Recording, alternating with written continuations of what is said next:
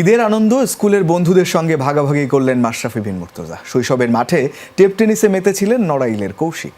অনেকদিন পর পুরনো বন্ধুদের পেয়ে নিজের উচ্ছ্বাসের কথা জানিয়েছেন মাশরাফি। এলাকার যুব সমাজকে মাদকমুক্ত রাখতে পরের বছর আরও বড় ক্রিকেট টুর্নামেন্ট আয়োজন করতে চান তিনি। ঈদের খুশি মানেই শৈশবে ফিরে যাওয়া, স্মৃতিচারণে খুঁজে ফেরা সেই পুরনো মুহূর্তগুলো। প্রতি ঈদে ছোটবেলার সেই ছোঁয়া পেতেই মাশরাফি কাটান নিজের বাড়ি নড়াইলে। এবারও হয়নি ব্যতিক্রম। শৈশবের মাঠে সেই টেপ টেনিসেই বন্ধুদের সাথে মাশরাফি মাতলেন ক্রিকেটে। ঈদের তৃতীয় দিনে নড়াইলে এসেই স্কুল বন্ধুদের 1999 ব্যাচের হয়ে টেপ টেনিস ক্রিকেট খেলেছেন নড়াইল 2 আসনের সংসদ সদস্য মাশরাফি বিন মুর্তজা। নিজের দলকে জিতিয়ে মাঠ ছাড়েন ক্যাপ্টেন ম্যাশ।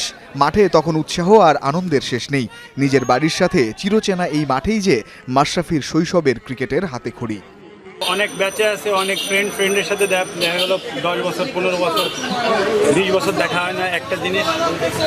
আর একটা বিষয় হচ্ছে যে এই যে জুনিয়র ব্যাচটা যারা আছে তারা অন্তত মাঠমুখী হলে হবে কি যে আমাদের এখানে মাদক বা বিভিন্ন অসামাজিক কাজ থেকে দূরে থাকা, খেলাধুলাই একমাত্র পারে যে সব কিছু থেকে দূরে রাখতে।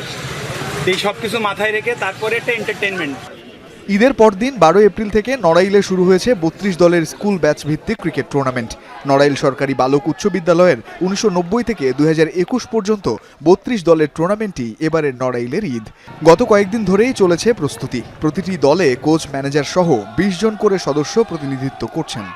ঈদের সময় সবার ছুটি থাকে 3-4 দিন। ওই টাইমটা এন্টারটেনমেন্ট করা। বয়েজ স্কুলে ম্যাক্সিমাম এখানে বয়েজ স্কুলের স্টুডেন্টরাই বেশি, আর অন্যান্য স্কুলের ব্যাচ থেকে অথবা 3 জন 4 জন করে আছে যারা খেলছে। তো সব কিছু মিলে একটা কম্বিনেশন করে টুর্নামেন্টটা এটা ইনশাল্লাহ সামনের বছর আরও বড় করে হবে। ঈদের পরদিন থেকে শুরু হওয়া চরম উত্তেজনার এই ক্রিকেট খেলায় অংশগ্রহণ করতেই ঈদের ছুটিতে বাড়িতে এসেছেন সবাই।